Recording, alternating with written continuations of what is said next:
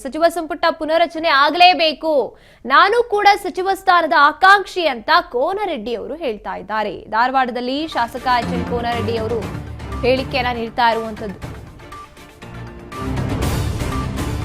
ನಾನು ಕೂಡ ಸಚಿವ ಸ್ಥಾನದ ಆಕಾಂಕ್ಷಿ ಅಂತ ಎನ್ಎಚ್ ಕೋನರೆಡ್ಡಿ ಹೇಳ್ತಾ ಇದ್ದಾರೆ. ಧಾರವಾಡದಲ್ಲಿ ಈ ರೀತಿಯಾಗಿ ಹೇಳಿಕೆಯನ್ನು ಕೊಟ್ಟಿರುವಂತದ್ದು. ಸಚಿವ ಸ್ಥಾನ ಕೊಟ್ರೆ ನಿಭಾಯಿಸ್ತೀನಿ ಅಂತ ಹೇಳ್ತಿದ್ದಾರೆ ಕೋನರೆಡ್ಡಿ ಅವರು.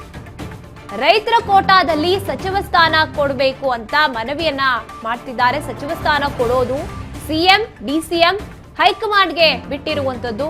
ಇನ್ನು ಮೊದಲು ಸಿಎಂ ಡಿಸಿಎಂ ಭೇಟಿಯಾಗಿ ಮಾರ್ಗದರ್ಶನವನ್ನ ನಾನು ತಗೋತೀನಿ, ಅವರ ಮಾರ್ಗದರ್ಶನದ ಬಳಿಕ ನಿರ್ಧಾರ ಮಾಡಿ ದೆಹಲಿಗೆ ಹೋಗ್ತೀವಿ ಅಂತ ಹೇಳ್ತಾ ಇದ್ದಾರೆ ಎಚ್ ಕೋನರೆಡ್ಡಿ ಅವರು. ಇವರಿಗೂ ಕೂಡ ಸಚಿವ ಆಗಬೇಕು ಅನ್ನೋ ಆಸೆ ಇದೆ.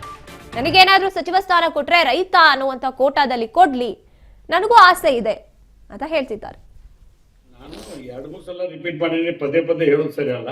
ನಾನು ಸಚಿವ ಸ್ಥಾನಕ್ಕೆ ನಾನು ಆಕಾಂಕ್ಷಿ, ನಾನು ಕೊಟ್ಟರೆ ಅವಕಾಶ ಕೊಟ್ಟರೆ ಕೆಲಸ ಮಾಡಿ ತೋರಿಸಿರೋ ಅಂತ ಭಾವನೆ ಅಂತ ಹೇಳೀನಿ.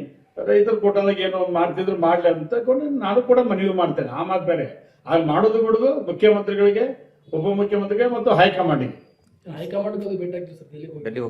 ಅಲ್ಲ, ಈಗ ನಾವೆಲ್ಲ ಶಾಸಕರು ಮೊದಲೇಕ ಮುಖ್ಯಮಂತ್ರಿಗಳು ಉಪಮುಖ್ಯಮಂತ್ರಿಗಳಿಗೆ ಭೇಟಿ ಆಗ್ತೀವಿ, ಅವ್ರ ಮಾರ್ಗದರ್ಶನ ತಗೋತೀವಿ. ಅವ್ರು ಏನು ಇಬ್ರು ಡೈರೆಕ್ಷನ್ ಕೊಡ್ತಾರ ಅದ್ರ ಪ್ರಕಾರ ನಾವು ಡೆಲ್ಲಿಗೆ ಹೋಗ್ಬೇಕು ಅಂತ ನಮ್ಮೆಲ್ಲ ಶಾಸಕರು ನಿರ್ಣಯ ಮಾಡಿದ್ರೆ ಹೋಗ್ತೀವಿ. ಇಲ್ಲಿಗೆ ನಾವು ಇಲ್ಲೇ ಭೇಟಿಯಾಗಿ ಸಮಸ್ಯೆನ ಬಗೆಹರಿಸ್ಬೋದು. ಇಲ್ಲ, ನಾವು ಏನಾಗಿದೆ, 2 ಸಭೆ ಆಗಿದೆ. ಸೀನಿಯರ್ ಶಾಸಕರು ಒಂದಾಗಿದೆ, ಜೂನಿಯರ್ ಶಾಸಕರು ಒಂದಾಗಿದೆ. ಫಸ್ಟ್ ಟೈಮರ್ಸ್, ಸೆಕೆಂಡ್ ಟೈಮರ್ಸ್ ಅಂತ. ಅದಕ್ಕೆ ನೋಡ್ಕೊಂಡು ತೀರ್ಮಾನ ಮಾಡ್ತೇವೆ. ಮತ್ತೊಂದ್ಸಲ ಸೇರ್ಕೊಂಡು ನಾವೇನು ಹೆಚ್ಚು ಡೆಲ್ಲಿ ಪಲ್ಲಿ ಹೋಗ್ಬೇಕನ್ನೋ ಜನ ಅಲ್ಲ. ನಾನು 2-3 ಸಲ ರಿಪೀಟ್ ಮಾಡಿದ್ರೆ ಪದೇ ಪದೇ ಹೇಳೋದು ಸರಿ ಅಲ್ಲ. ನಾನು ಸಚಿವ ಸ್ಥಾನಕ್ಕೆ ನಾನು ಆಕಾಂಕ್ಷಿ, ನಾನು ಕೊಟ್ಟರೆ ಅವಕಾಶ ಕೊಟ್ಟರೆ ಕೆಲಸ ಮಾಡಿ ತೋರಿಸಿರೋ ಅಂತ ಭಾವನೆ ಅಂತ ಹೇಳೀನಿ.